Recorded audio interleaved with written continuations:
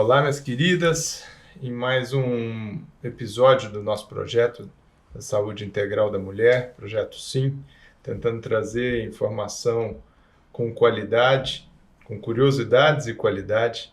Eu tenho a honra de receber aqui a Elizabeth Alves Ferreira, que é fisioterapeuta com mestrado e doutorado pela USP, professora do curso de fisioterapia da Faculdade de Medicina da USP, responsável pela área de fisioterapia em saúde da mulher, o que tanto nos toca aqui como área de atuação, especialista nessa área da fisioterapia em saúde da mulher pela Abrafism, fundadora e coordenadora do Laboratório de Pesquisa de Fisioterapia em Saúde da Mulher, lá na USP, e orientadora do Programa de Pós-Graduação de Obstetrícia e Ginecologia da Faculdade de Medicina da USP. Atua no consultório, o que eu mais gostei é mãe. Estava conversando aqui um pouquinho antes com a Beth, tempos atrás, procurando indicações de fisioterapeutas para que a gente pudesse prover às nossas pacientes o melhor tratamento, né? E engraçado quando os nomes se convergiram e sempre por pessoas muito bem referenciadas. Sempre chegava você, Beth, e você já teve a oportunidade de me ajudar a ajudar outras pacientes aqui. Então, te agradeço pelo seu tempo, te agradeço pela sua ajuda, te agradeço pela parceria que a gente já criou em algumas situações, tá? Seja muito bem-vinda aqui, Beth. Obrigada, Luiz. Muito obrigada pelo convite. É uma honra estar aqui hoje. E agradeço a atenção dos seus ouvintes, né, do seu público e o seu tempo também, essa disponibilidade de discutir um pouco sobre a fisioterapia, sobre esse trabalho multidisciplinar. Eu vou começar uma pergunta meio generalista, tá, Sim. Beth? Porque muitas vezes estou indo um passinho assim para trás, vai pensando no fisioterapeuta, se está ligado a esporte, recuperação de lesões. E óbvio que existem inúmeras mulheres esportistas que fazem uso dessa modalidade de fisioterapia, mas especificamente na saúde da mulher, com todas essas formações que você tem, responsabilidades, as coordenações nesses ambulatórios específicos, de uma forma geral, como que a fisioterapia pode ajudar na saúde da mulher? Muito bom, Luiz, que daí você me dá a oportunidade de começar do começo, né? Exato. Então, a fisioterapia como ciência, né, um curso de formação que varia dependendo da faculdade, 4 ou 5 anos. Então, ela forma um generalista, depois ele vai optar. Então, é muito comum as pessoas falarem da fisioterapia pélvica, né? Porque ganhou simpatia, talvez porque resuma mais rapidamente uma área de atuação. Mas o correto mesmo é fisioterapia em saúde da mulher. E qual que é a diferença, né? A Abrafism, a Associação Brasileira de Fisioterapia em Saúde da Mulher, aplica a prova de título. Então, o título de especialista, ele não é porque a pessoa fez um curso de especialização, mas sim porque ela fez uma prova para tornar-se uma especialista em fisioterapia em saúde da mulher. E isso é muito importante, não que o generalista não possa tratar de uma paciente, pode, ele é habilitado para isso, mas é óbvio que um especialista ele tem uma área de dedicação maior, ele tem uma carga de estudo maior, né? Esse título ele é provido a partir de comprovação de teoria, de estudo e também de horas de clínica. E a pessoa que vai nesta formação, fisioterapeuta que pensa em militar nessa área, as faculdades estão preparadas para essa formação? Onde que se busca esse algo mais para depois ter a condição de prestar essa prova? Estão, mas ainda a formação é generalista. Mas depois essa pessoa pode fazer cursos de especialização, residência, pós-graduação, a própria vida clínica. Então, ela só depois tem que comprovar para a Abrafism, né, e fazer a prova de títulos que ela pode ser especialista. Eu sou suspeita, porque eu acho uma área linda. Então, eu sou totalmente suspeita. Mas é uma área muito legal, né? A fisioterapia na saúde da mulher, ela atua em 3 grandes pilares. Um que é a obstetrícia, então a gente acompanha essa paciente durante a gestação, no parto e no pós-parto. Um outro ramo é a parte de mama, onde a gente trata de pacientes pós-mastectomia, né, quando o câncer de mama conduz essa paciente a uma cirurgia.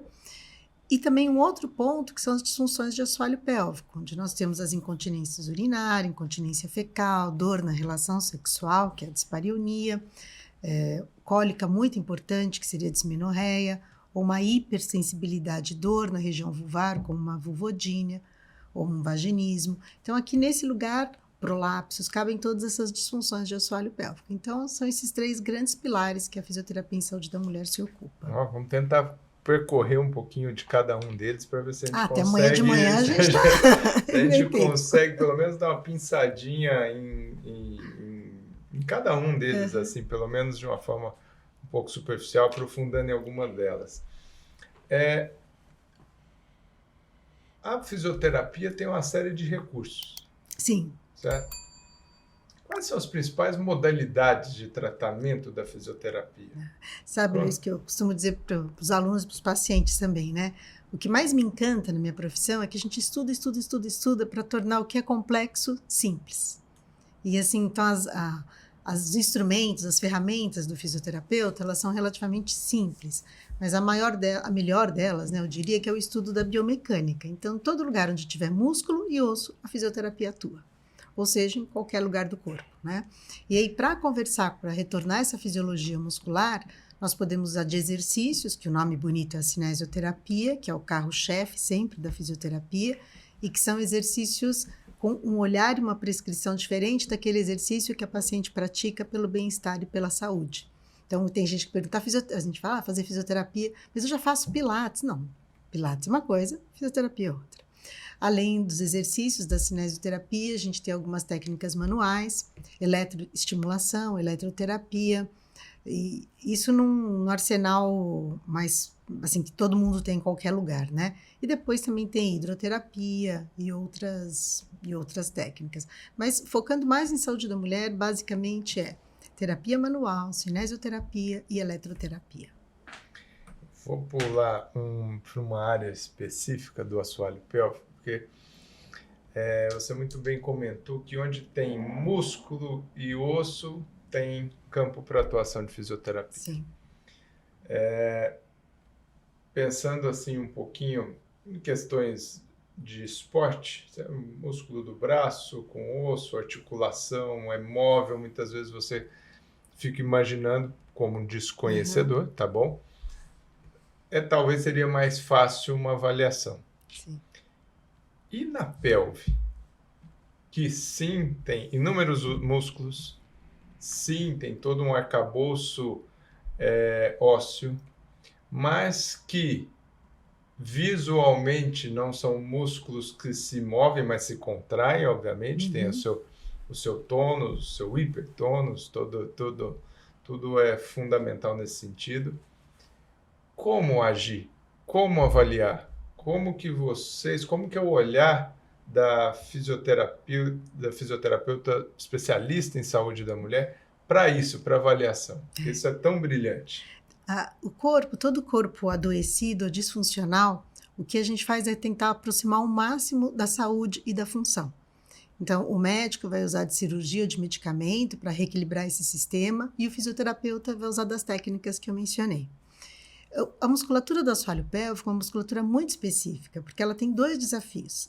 Ela tem que ter força, porque se ela não tiver força, ela não consegue fechar a uretra e o reto, e se ela não faz isso, a pessoa tem uma perda urinária ou fecal, então ela tem que ter força, mas ela tem que ter relaxamento, porque senão não consegue urinar e evacuar.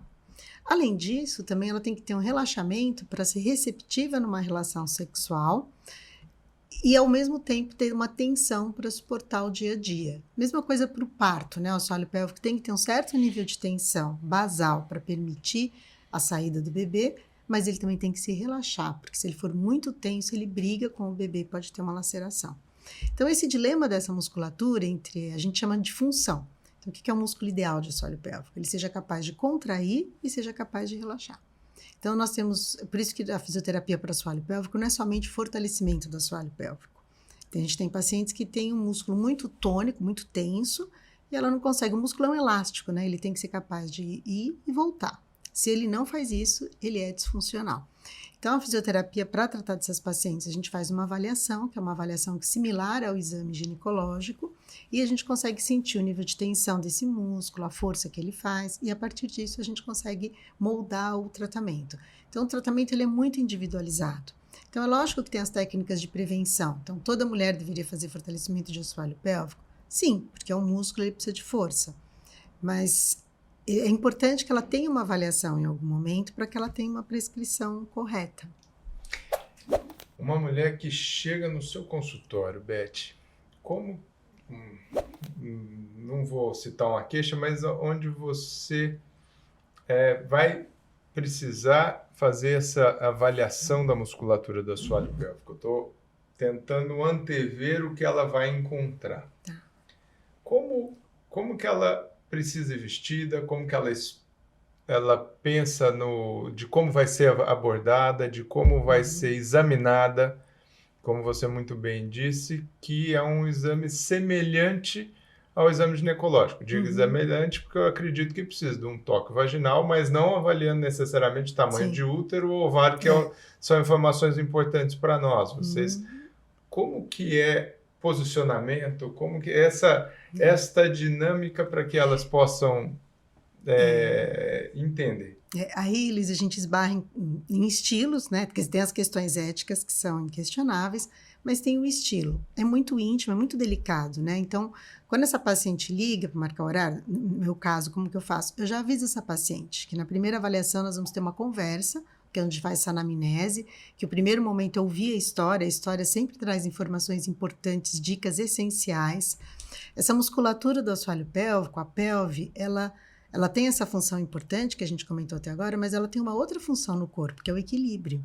Então, a pelve, na pelve a gente tem um centro de massa, de um ponto equidistante de todos os pontos do corpo, de um ponto de vista imaginário, que se projeta na base de sustentação. Então, para o corpo e para o cérebro, o equilíbrio é muito importante. Então, se essa paciente tem uma lesão de quadril, tem uma disfunção de joelho, tudo que já aconteceu na vida dela do ponto de vista músculo-esquelético, me interessa. Então, a gente vai ter uma conversa longa, que é uma anamnese, depois eu vou fazer um exame na sua postura, porque o modo como eu trabalho, as questões de posturais são importantes, sobretudo, como eu falei, de membro inferior, mas tronco também, e depois eu vou fazer um exame similar ao exame ginecológico. Então, isso faz com que ela já tenha uma expectativa e já saiba disso. Nós temos pacientes que têm muita dor na região, então também é muito delicado que seja feito o exame, mas também nós temos treinamento para isso, né? Então, a gente sempre começa com uma avaliação mais externa, avaliando tônus de outros músculos, mobilidade de articulações. Então, a gente vai construindo essa avaliação. Eu gosto muito, tem um modelo anatômico no consultório, eu gosto de mostrar para essa paciente o que vai ser feito nesse modelo. Tem aqui, não tem? Também tem aqui.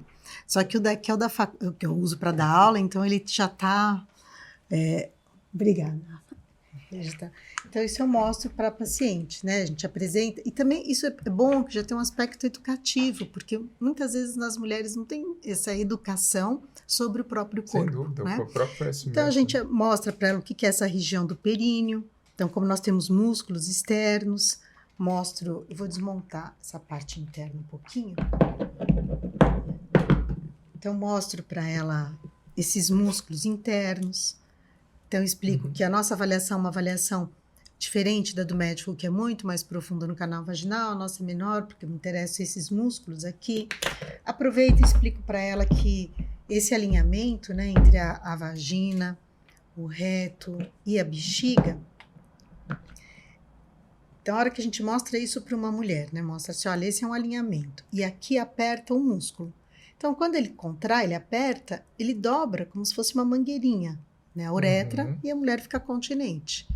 Então, quando ela tem uma incontinência, existem vários tipos, mas um deles é quando essa musculatura não consegue mais fazer isso, ela fica mais frouxa, tem um aumento da pressão abdominal e tem uma perda urinária. Então, quando a gente mostra e constrói esse modelo junto com a paciente, fica mais fácil dela entender o que está acontecendo, né? Na minha opinião, é mais respeitoso e já é educacional. Eu concordo contigo, Beth. Eu digo para todas que aqui vêm, nos procuram e confiam a sua saúde a nossa, elas têm que entender o que está se passando. Sim. Elas não são médicas, não são fisioterapeutas, mas tem que ter uma lógica para elas, tem que ter um sentido. Porque nem todas as perguntas nós, pelo menos eu consigo responder. Eu também não. Gostaria, mas não consigo, mas tem que fazer o sentido. Até a nossa dúvida tem que fazer um sentido. Digo, a dúvida, nós prestadores de saúde, a meu ver, tem que fazer sentido. Então, o conhecimento, fazer parte do tratamento, entender o que se busca com toda essa sua didática, eu acho que é fantástico e fundamental. E essa pergunta foi justamente Porque, assim, no consultório do ginecologista, a mulher vem esperando ser examinada, Sim. salvo uma pequena minoria que acha que não, por talvez experiências Uhum. anteriores, mas era justamente isso, é para saber como que vai ser uma avaliação quando vai É. buscar nesse sentido, principalmente na queixa do assoalho Uhum. pélvico, Eu né? concordo com você. Eu acho que é gentil, porque senão a pessoa tem uma ideia que para a sessão de fisioterapia é importante ela ir de tênis e calça de ginástica. E ela tem uma surpresa. Então, se for uma paciente de uma disfunção musculoesquelética, não precisa dessa avaliação. Mas tipo, eu particularmente gosto de avisar antes. Eu acho que eu tenho muitas pacientes médicas e fisioterapeutas por alguma razão. E eu sempre falo para elas aqui, você vai ser paciente, eu vou te tratar como uma leiga. Porque as pessoas precisam ser tratadas também, né? Precisam deixar de ser cuidadas, né? Então, quando a gente quer que alguém tenha o autocuidado, a gente precisa cuidar dessa pessoa. E as profissões da medicina, fisioterapia, odontologia, psicologia são áreas de cuidado do outro. Uma das modalidades que eu vejo bastante, muitas vezes, é menosprezada, talvez até pelas próprias mulheres, é a incontinência urinária de esforço. Sei que tem uma série de predisposições, tem a questão hormonal, tem uma série de coisas que podem desencadear e diferenciá-las no futuro. Mas uma delas é realmente essa frouxidão, como você mostrou, a musculatura que não consegue contrair, que não consegue funcionar muito bem como um esfíncter uretral. É possível preventivamente ir treinando essa musculatura do assoalho pélvico? Se sim, como? E se sim, precisa preventivamente, não estou pensando ainda de uma forma terapêutica. Precisa ir no fisioterapeuta ou existem exercícios simples que as mulheres consigam eventualmente fazer no seu dia a dia, que não tome muito tempo, talvez, que possa prevenir situações como essa? Nossa, mas essas perguntas que você fez, a gente podia ficar aqui, pedir um café, ficar aqui até amanhã, porque olha, tem Ótimo. muita informação, né? Então, acho que tentar organizar. Assim. Então, o primeiro delas é que isso tem até uma coisa quando a gente estuda, né? Você pega um artigo científico, ele fala assim, eu comparei exercícios para o assoalho pélvico vou pegar um exemplo qualquer, um artigo que a gente leu recentemente, comparou exercícios do assoalho pélvico com o yoga e pilates. Mas, às vezes, também o próprio autor, o próprio pesquisador, ele entendeu que esses exercícios eram dar um folheto para essa paciente ou fazer um áudio. E a gente sabe que 40% das mulheres não sabem contrair o assoalho pélvico. Das que têm disfunção de assoalho pélvico, esse número sobe para 70%. É muito alto. Então, muitas vezes, quando a gente só dá uma orientação verbal, uma orientação com vídeo, com áudio, a gente não sabe se essa paciente está ou não contraindo o assoalho pélvico. E aí tem um mito, muitas vezes o médico ele é uma pessoa, uma referência muito importante na equipe de saúde.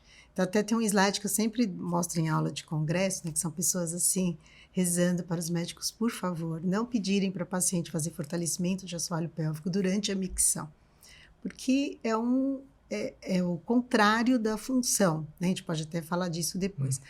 E aí, então, a gente pensa assim, então o biofeedback é o ideal porque ele vai dar essa sensação para a mulher, mas o biofeedback, ele é um sensor de pressão. Então, se esse sensor for introduzido no canal vaginal e essa mulher fazer essa pressão, contraindo glúteos ou contraindo abdômen, o sensor aumenta a pressão. Isso não quer dizer que ela contraiu o assoalho pélvico.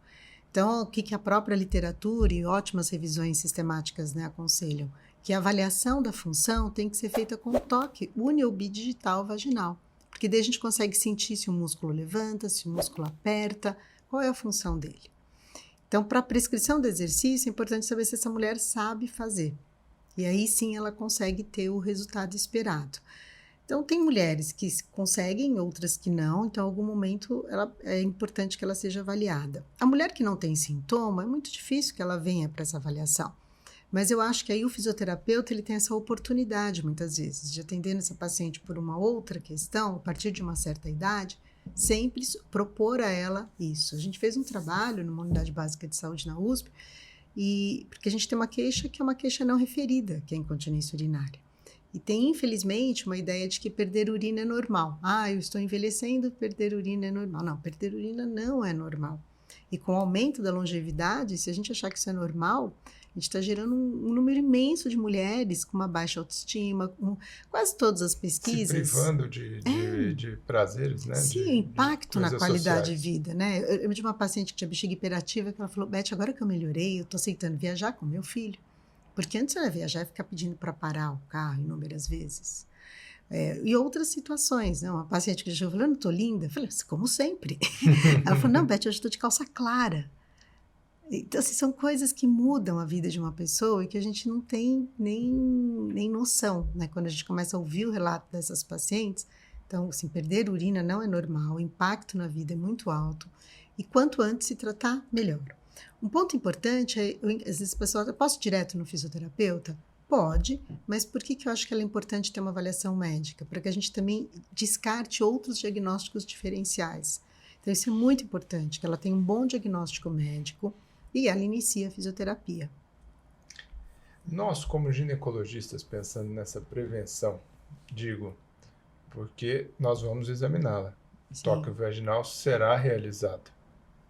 Vários intuitos. Nós teríamos condição de ensinar profilático. Não estou querendo tratar e nem substituir ninguém, porque eu acho que realmente a questão multidisciplinar ela é fundamental e cada um no seu quadrado, no seu papel.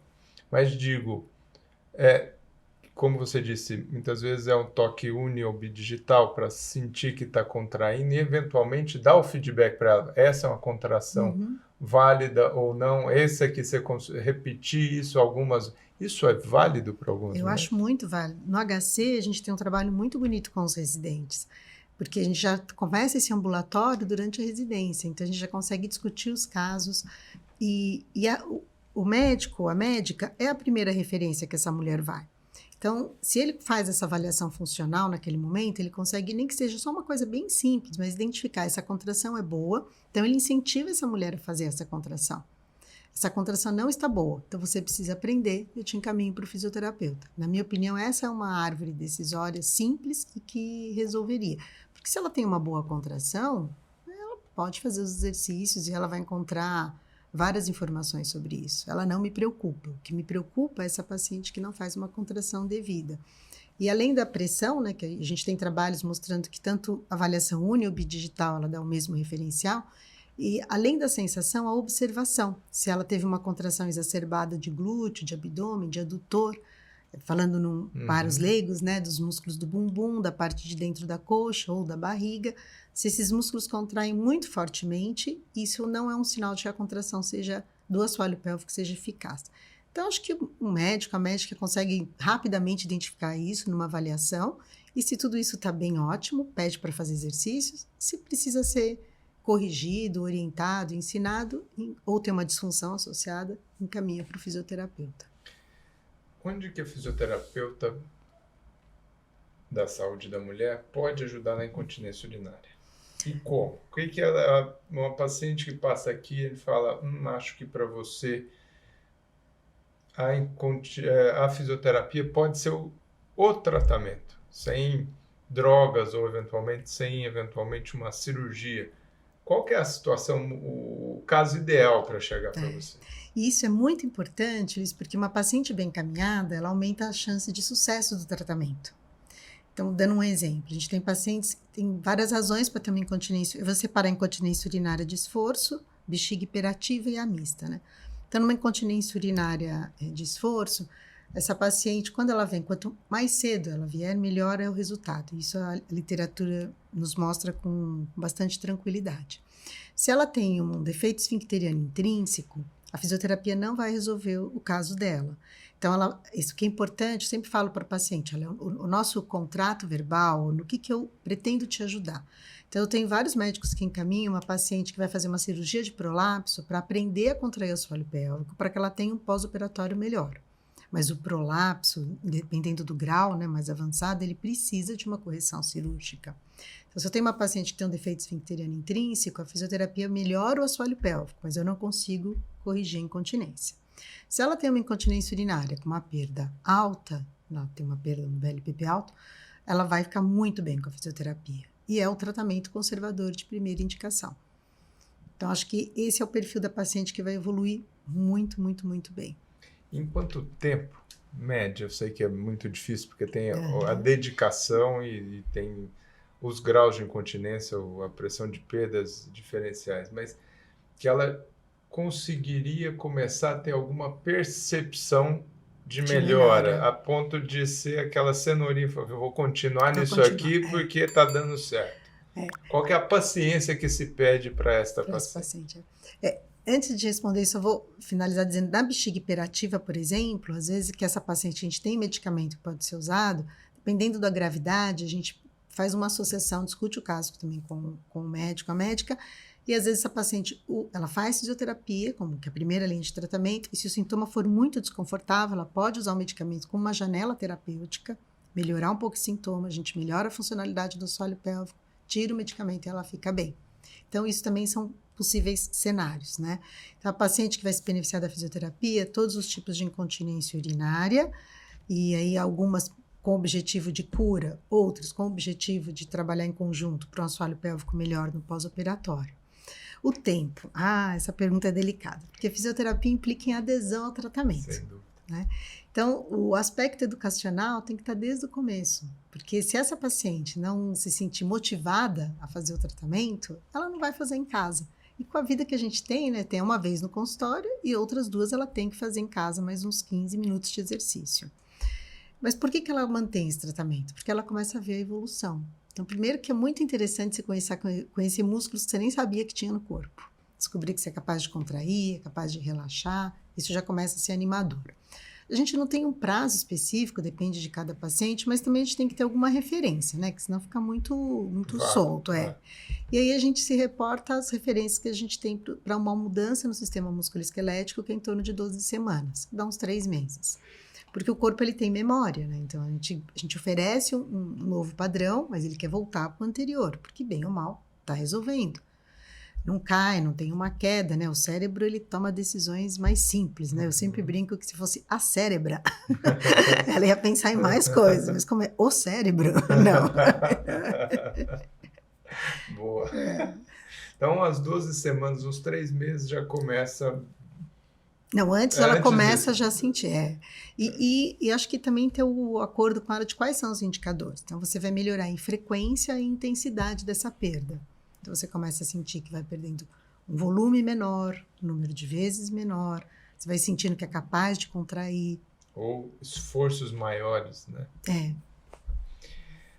Você citou o papel, né, a ajuda da fisioterapia, não no tratamento, mas sim no tratamento, porque talvez a resposta pós-operatória também está inclusa nesse tratamento.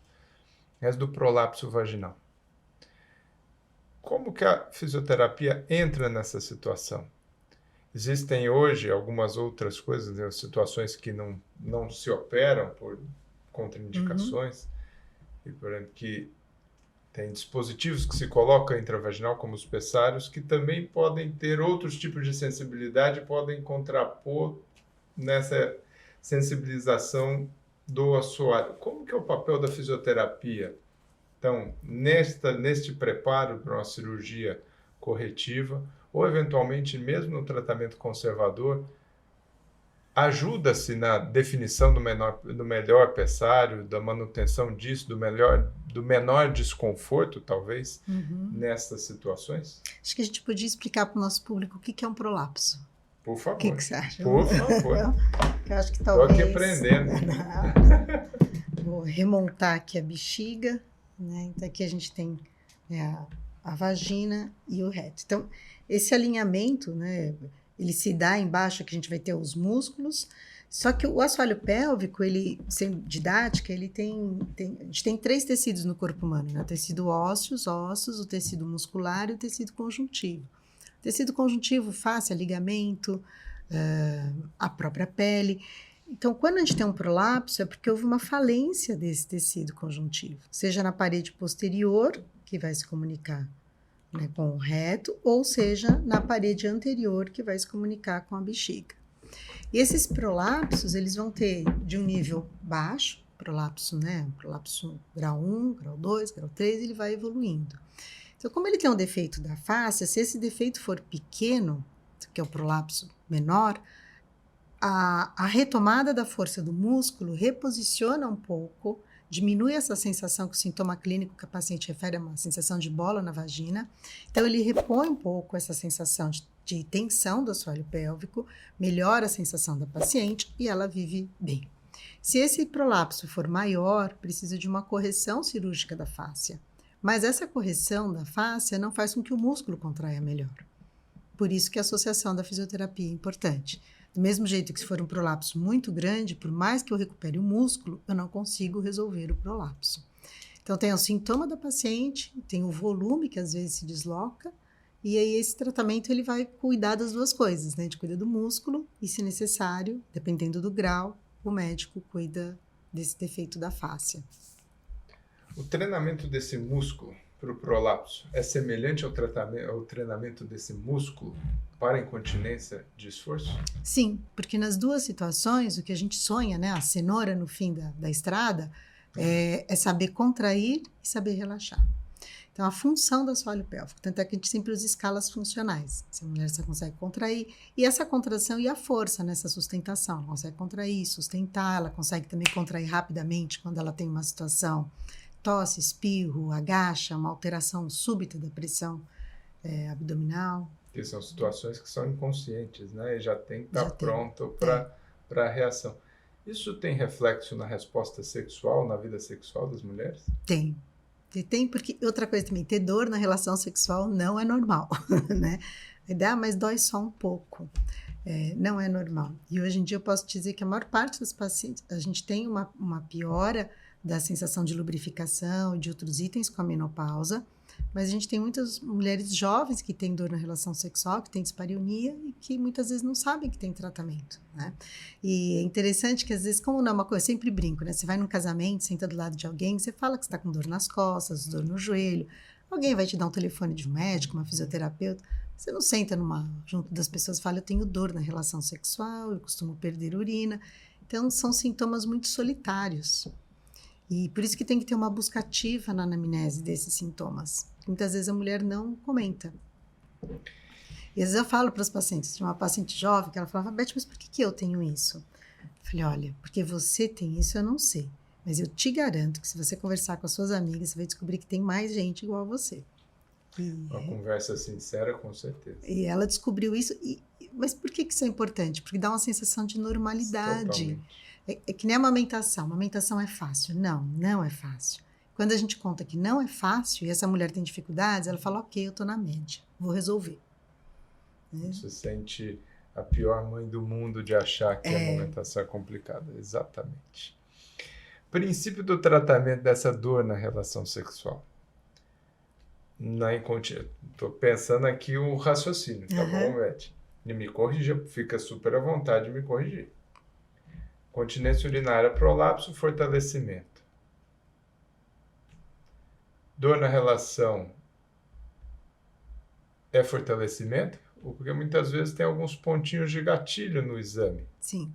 Como que é o princípio do tratamento daquela mulher que tem uma dor na relação sexual, principalmente, vou falar na penetração, que causa muitas vezes uma contração dessa musculatura? É que quando a gente pensa no tratamento da incontinência urinária, a gente quer que tenha força, mas que tenha força e que tenha relaxamento também.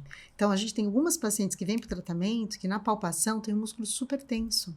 Você fala assim, nossa, então ela tem muita força. Não, ela tem um aumento do tônus, que é o nível de tensão basal do músculo, e ela, tendo esse aumento de tensão, ela não consegue relaxar. A próxima pergunta é por que tem tanto aumento de tensão? Então, mesmo para a incontinência urinária, muitas vezes interessa que essa paciente, a gente tem que às vezes fazer alongamento desse músculo para depois fortalecer. Numa dor na relação sexual, a gente tem basicamente dois tipos de dor, essa dor de introito, que é a dor do início da recepção da mulher, né? A hora que a mulher sendo receptiva, no início da relação, quando ela recebe o pênis, ela tem dor, e tem uma dor de profundidade. Então, a gente tenta entender qual dessas dores que é mais importante. E às vezes a gente tem alguns tender points, que são pontos sensíveis, e a gente tem trigger points, que são pontos de tensão que disparam dor ou uma sensação de desconforto em outra região. A gente fala, bom, mas a gente vai relaxar esses músculos e ensinar eles a contraírem. Sim, basicamente é isso. Só que, pensando um pouco mais, né, Luiz, assim, na pelve, Então, por exemplo, a diferença entre uma mulher continente e uma incontinente, quando a gente pensa no sinergismo muscular. Então, a gente fez um trabalho bem interessante com ultrassom, a gente coloca o ultrassom na região vulvar e ensina, não fala nada de assoalho pélvico, só ensina essa mulher a fazer uma contração de um músculo do abdômen, transverso do abdômen. Quando ela contrai o transverso do abdômen, a gente vê no ultrassom o assoalho pélvico contraindo. Então, às vezes, essa mulher não tem uma ativação de músculos corretamente, por exemplo. Então, uma mulher continente, o transverso do abdômen contrai primeiro, o assoalho pélvico contrai em segundo e o reto do abdômen em terceiro. Numa incontinente, isso se inverte. O reto do abdômen vem aqui para frente, o assoalho pélvico não sabe o que faz, o transverso nem aparece.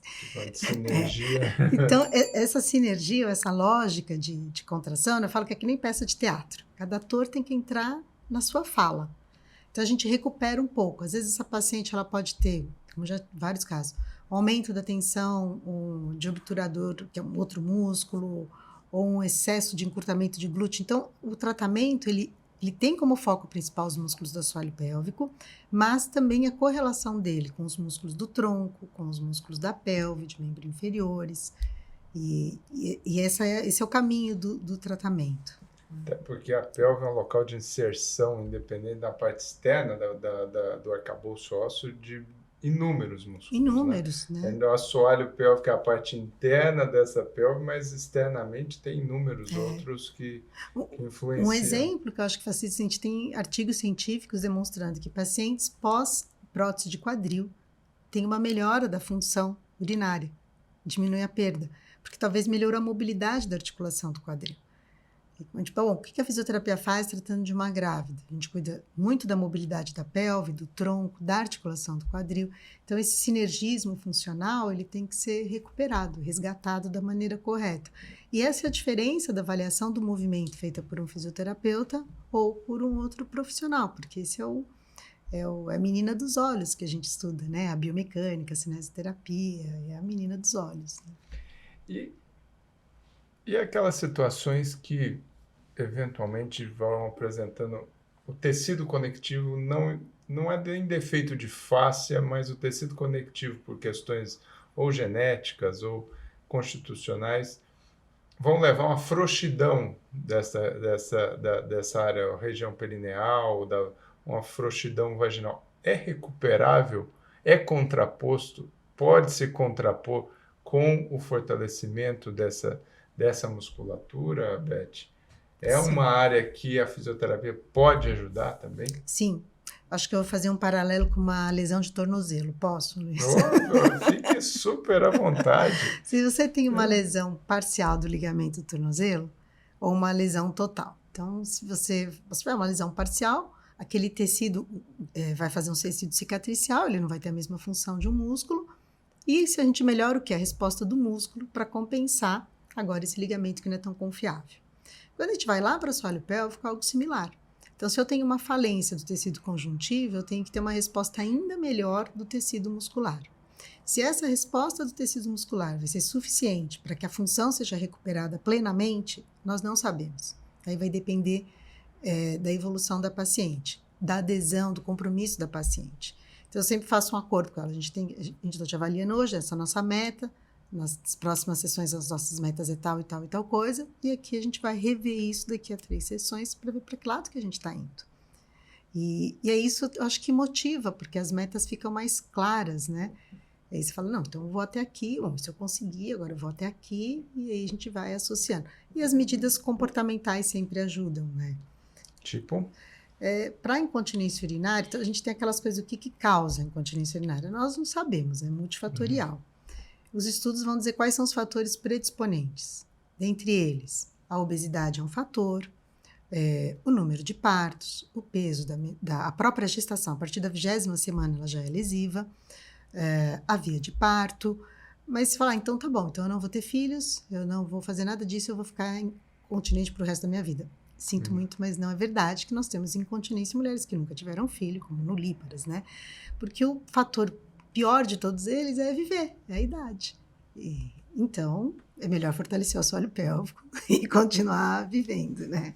Mas tem essas questões de terapias de outras, a melhora do hábito miccional, aprender a urinar, Entender que a micção ela é um ato de relaxamento do assoalho pélvico, né? Tem mulheres que entram correndo e saem voando do banheiro, né?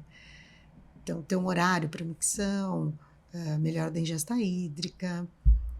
Como que é uma micção ideal? Ou uma evacuação, as duas coisas.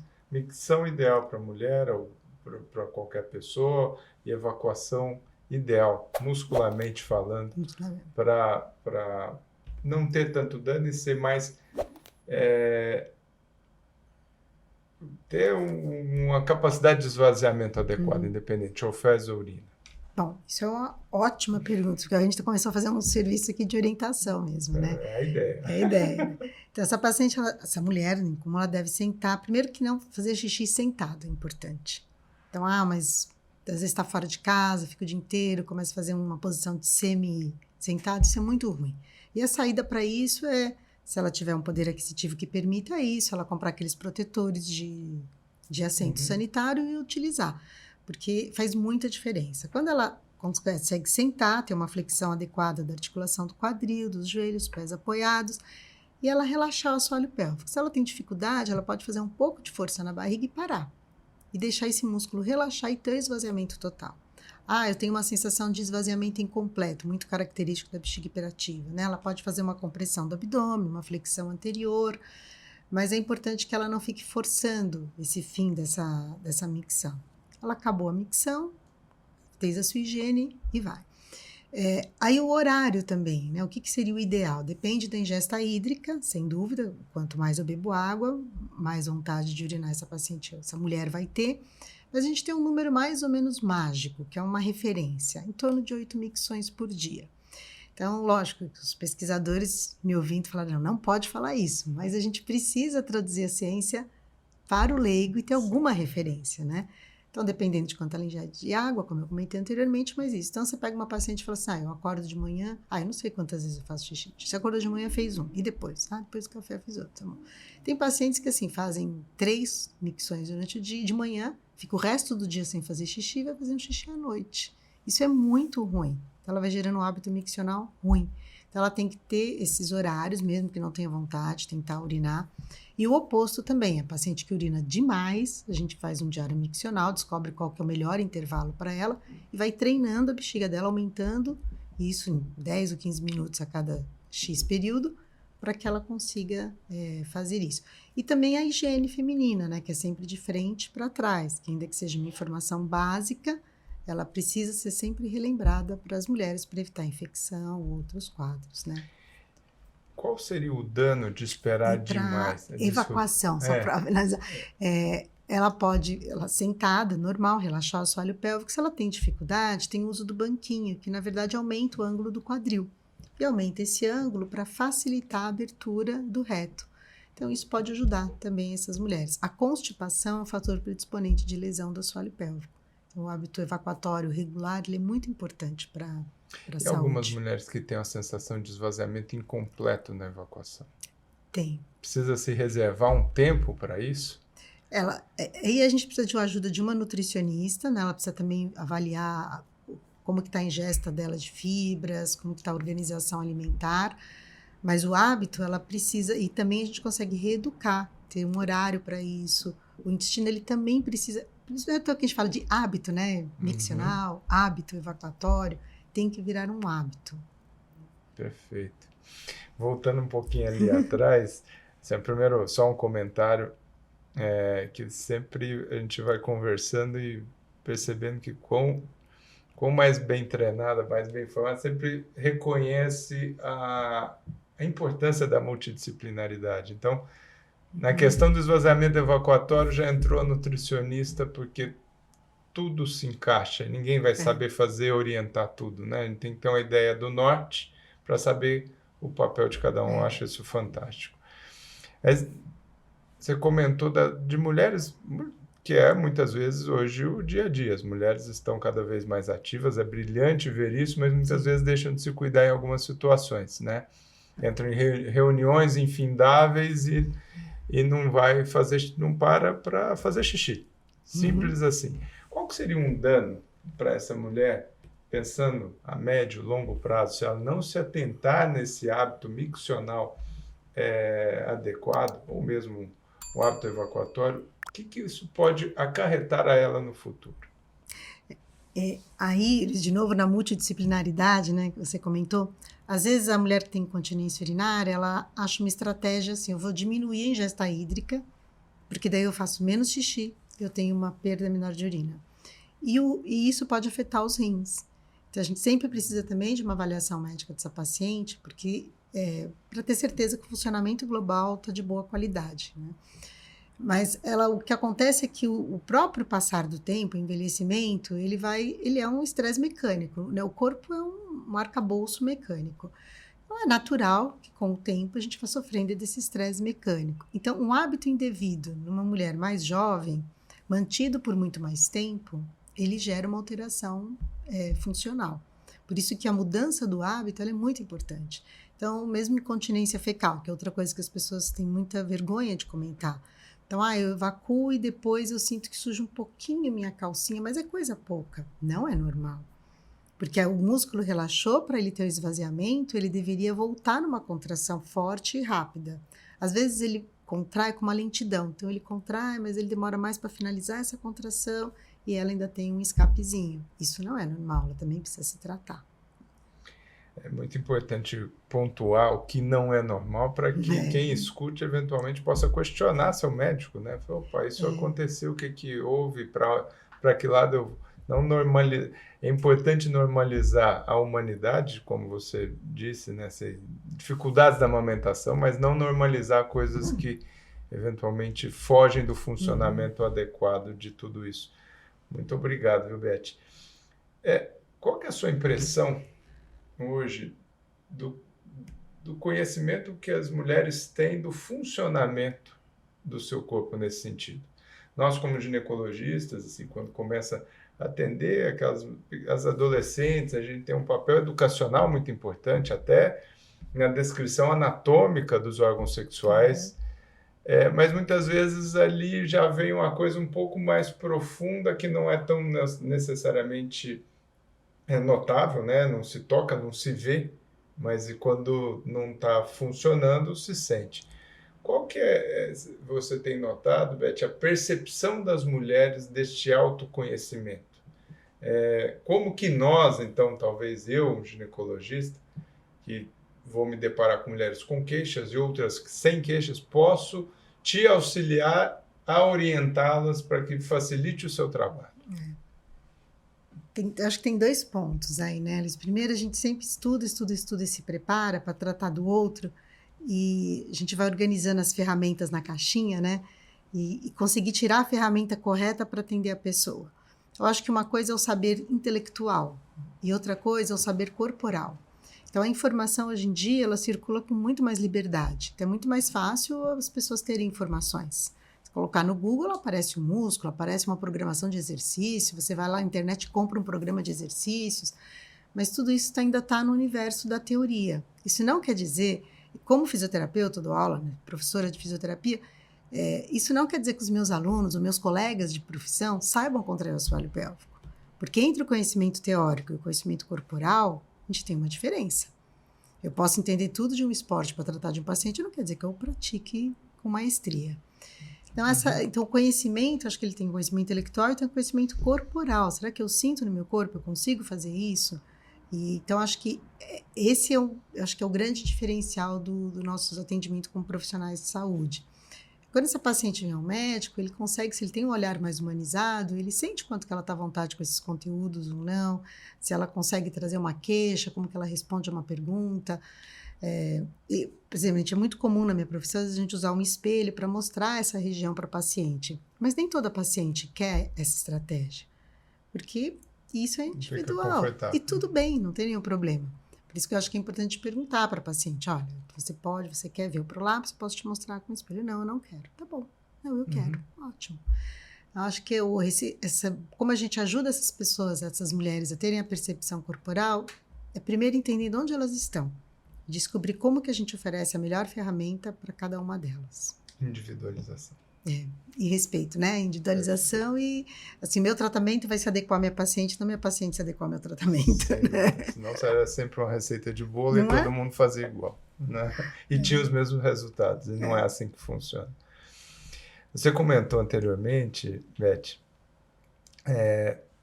do papel da fisioterapia no amenizar dores crônicas.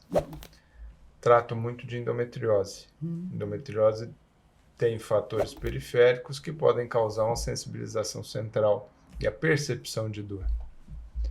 E muitas vezes o foco de endometriose está muito distante do local onde vai ter essa percepção de dor. Como que a fisioterapia pode ajudar essa situação?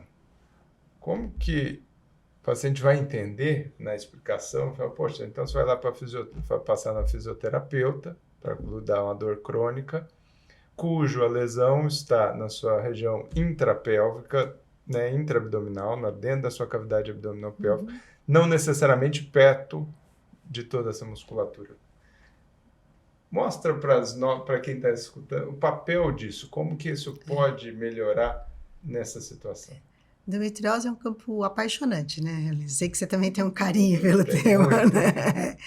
E é uma coisa que essa mulher, ela demora, dependendo se ela deu sorte de logo de cara encontrar um bom médico ou não, ou uma médica, de ter um diagnóstico. Então, muitas vezes ela tem um histórico de dor muito amplo. Ela pode ter demorado de 2 até 9 anos para ter conseguido chegar numa compreensão devida do que ela tem.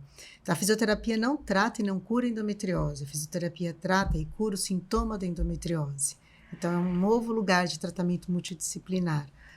Ela precisa a endometriose, a proliferação tecidual inadequada, ela precisa de uma compreensão hormonal, às vezes até de uma cirurgia, mas ela gera sintomas, então ela gera dor, ela gera uma hiperreatividade do assoalho pélvico, e o tratamento, basicamente, ele começa avaliando o assoalho pélvico, avaliando o abdômen, o tronco também, e tentando restituir um pouco primeiro diminuir essa fobia do movimento, da dor, e restituir a biomecânica da região. E aí isso diminui porque quando o músculo não trabalha, o outro trabalha a mais. Então, quando a gente consegue reequilibrar, né, eu brinco que é estabelecer a democracia entre os músculos, você diminui o excesso de ação dele, a irritabilidade dele, e isso diminui a dor.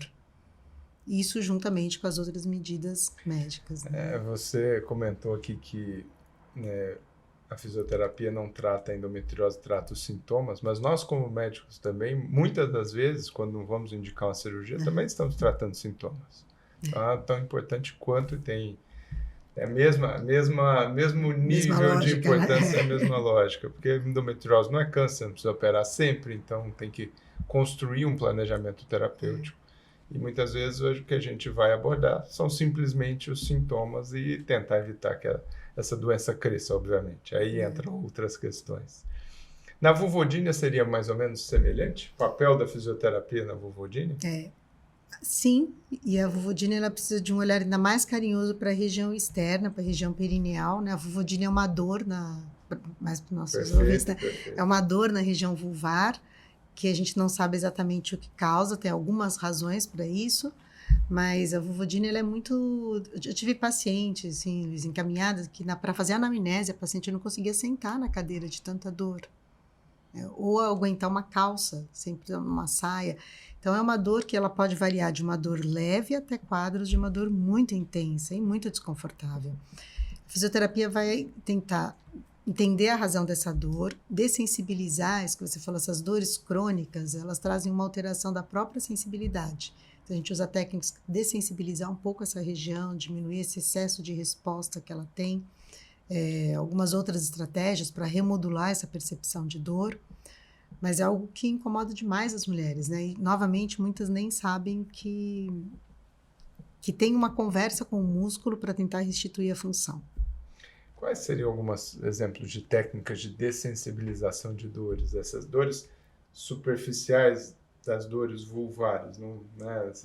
Então, acho que essa compreensão, se tem alguém trabalhando a mais que outro músculo, daí a gente pode entrar com técnicas, o alongamento relaxa o músculo, então a gente usa técnicas de alongamento para isso, essa restituição da biomecânica, a gente pode usar termoterapia, em algumas pacientes o calor ou o frio, técnicas de terapia manual para dessensibilizar um pouco esse músculo. A gente sempre responde, né? O corpo, ele sempre tem uma informação que chega para ter uma resposta. Então, eu sempre falo, se a gente coloca a mão numa superfície agradável, a gente fica. Se for uma superfície de dor, a gente retira. Então, o treino dessas sensações dá informações adequadas. A gente pode usar uma eletroterapia também para acalmar um pouco essa dor. Eu acho que as técnicas, elas são variadas, mas o próprio movimento, ajudar essa paciente a conseguir executar movimentos que alivia a própria dor. Beth, assim, parece que a gente acabou de chegar aqui, a gente tem quase uma hora de conversa. Eu falo bastante. E o assunto realmente, ele vai puxando coisas, mas eu não queria deixar de fazer mais pelo menos 2 perguntas para você. 3, mas 2 a respeito à área de atuação. A gente está falando da musculatura da região pélvica. Ela é uma musculatura trabalhável. Sim. Onde se aprende a contrair e a relaxar, mas é uma musculatura relativamente estanque, né? Ela se liga se prende, tem a imersão e a emersão das suas fibras musculares, não são articulações tão móveis. Uhum. O que um parto normal pode causar de dano para essa musculatura? Porque para que ele aconteça, o bebê, o feto, o produto conceptual, tem que passar por todo esse caminho. E para passar por todo esse caminho, ele vai se ajustando durante o trabalho de parto. Quais são os danos possíveis ou que eventuais, mesmo que tudo transcorra da melhor forma possível? Causa-se dano a esse assoalho? Eu acho que o viver causa, né, o passar do tempo. A gestação a partir da 20ª semana também. A via de parto, a gente não tem... acho que o ponto é se esse parto foi bem conduzido, sabe, Luiz? Por exemplo, é muito comum, já tive pacientes que falam assim, eu vim fazer fisioterapia durante a gestação. Se eu fizer fisioterapia, eu vou ter um parto normal? Ou eu não vou fazer episiotomia? Falo, não, a gente vai preparar o seu corpo para que a gestação aconteça da melhor forma possível. E a gente vai te preparar para um parto vaginal. Mas isso vai depender de muitas variáveis na hora do parto. E, por exemplo, a episiotomia, eu como fisioterapeuta não posso prometer que não será necessária. Isso nem o próprio cirurgião, depende do momento, né? O que a gente pode fazer é ter médicos bem treinados, ter residentes bem treinados, ter médicos bem treinados para uma tomada de decisão correta na hora. Então, a fisioterapia ela vai preparar esse assoalho pélvico para que essa paciente consiga colaborar mais ativamente no processo de parto, facilitando a passagem do bebê e diminuindo eventuais situações musculares que numa briga com a criança ganha e tem uma laceração. Um parto bem conduzido, ele é lesivo, mas assim, viver também eu não sei se não seria o mesmo índice de lesão. Diferente de um parto instrumentalizado, um parto onde tem mais agressão esse assoalho pélvico. É muito difícil a gente dizer assim, o parto vaginal é mais lesivo do que não ter um parto? Sim. Mas o parto vaginal é super lesivo e se a gente não fizer parto vaginal, está tudo resolvido? Não. Porque a gente tem um índice de cesárea, né, de 80%, atualmente quase 60%, e nem por isso a gente não tem disfunção de assoalho pélvico. A pergunta seguinte seria justamente, acho que nessa linha do como que a fisioterapia prepara isso. Então, assim, para diminuir esses danos. Porque podem acontecer lacerações, existem diversos níveis de lacerações, né, de disrupturas de fibras musculares e uma série de coisas que aí cabe a nós identificarmos e corrigirmos, obviamente. Mas como que a fisioterapia no pré pode ajudar? No pré-natal, a orientação pré-natal pode ajudar aquele momento que tem uma série de fatores que estão envolvidos. Tamanho do feto versus tamanho do assoalho, da bacia, da pelve, que são coisas que muitas vezes só vai ser vistas e testadas naquele momento. Vou voltar aqui com o meu modelinho. Então, o bebê encaixado aqui, né? Como você fala assim, isso é um anel ósseo. A única situação na vida que esse anel ósseo vai ter mais liberdade vai ser na gestação. Porque esse um complexo ligamentar muito forte, aqui ele vai relaxar um pouquinho. Então, esses pequenos movimentos que a gente consegue ensinar para uma mulher da pelve, da assimetria entre o membro inferior e outro, vai ajudar na descida do bebê. Então, as posturas verticais, Então, a gente prepara essa mulher ensinando ela onde que ela vai fazer força, que é no abdômen, o que é uma contração, um relaxamento do assoalho pélvico. Se essa mulher tem um assoalho pélvico muito fraco ou muito forte, a gente tenta reequilibrar para que ele vá para o parto melhor. E ela vai poder usar melhor da mecânica corporal para ajudar o nascimento dessa criança. Então, isso é que a fisioterapia faz.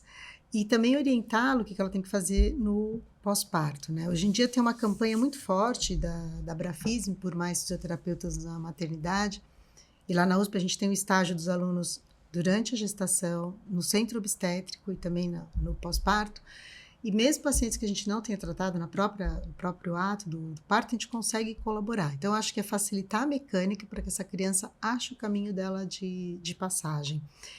E o parto, mais o primeiro, né, que essa mulher esteja mais dominando os movimentos para que ela não se tensione e não fique, não atrapalhe o processo natural.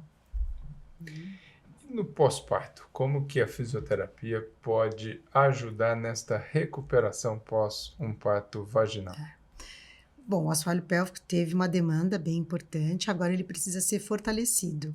E aí, Luiz, é uma oportunidade também da gente comentar, né, que a gente estuda e a literatura, ela não é um lugar só de verdades, ela é um lugar de opiniões e cabe aos leitores também escolher seus autores, né? Então, a gente vai encontrar literatura que diz que uma perda urinária até 3 meses pós-parto é normal, até 6 meses ou até 1 ano. Mas daí a gente pensa, um tratamento sem efeito colateral de baixo custo, para que eu vou esperar 1 ano para resolver a vida dessa mulher? Então, tem inúmeros outros benefícios, não só na incontinência. Então, tem literatura, mas será que a gente vai esperar esse puerpério tardio tanto assim? Para quê, né? Então, no pós-parto, a gente cuida dessa mulher melhorando a força do assoalho pélvico, porque foi uma sobrecarga mecânica, ajudando ela também, antes a gente já orientou, mas algumas posturas, a gente tem um alto índice de mulheres que abandonam a amamentação por dor corporal. Então, uma orientação, às vezes ela já tem uma lesão no ombro que piorou nesse período. Eu acho que o grande foco é a melhora da funcionalidade do assoalho pélvico e uma postura corporal que permita ela com esses novos desafios que vem pela frente, né? Aquela pessoa fofinha que vai aumentando de peso. Atua em consultório e é mãe. Fantástico. Beth, só queria te agradecer seu tempo. Um prazer. De estar aqui um dia à noite conosco, longe da sua família, tudo bem, vai encontrar logo depois, mas assim, realmente acho que o tempo é um dos bens mais preciosos que nós temos, então você ter escolhido estar aqui conosco é um privilégio. E como última pergunta, se o pessoal que está escutando aqui precisa da Elizabeth Alves Ferreira, como que eles encontram ela? Como chegam até ela no seu consultório, qualquer situação? Tem o Instagram, que é sempre uma via de comunicação, ainda que não seja muito Instagram, mas tem lá, né, que é @doutora Elizabeth Alves Ferreira. E o consultório fica aqui perto também, tem o consultório aqui em São Paulo. Acho que o Instagram é um caminho para contato e posso deixar o telefone do consultório, se você me permitir. Lógico. É 5505-3045. Perfeito. Beth. Obrigada, Muito Luiz. obrigado. Viu? Agora obrigado. Eu que quero te agradecer, sim, quero agradecer a oportunidade, os tempos, a sua atenção, o convite e dizer que é um prazer ter colegas profissionais como você, que tem esse olhar tão amplo sobre a saúde da mulher. Obrigado. E em relação ao tempo, nós estamos alinhados, que eu sempre digo que tempo é recurso não renovável. Não. Mas eu adorei a minha escolha de ter esse tempo com você aqui hoje. Que honra. Obrigada. Obrigado, viu? Muito obrigado.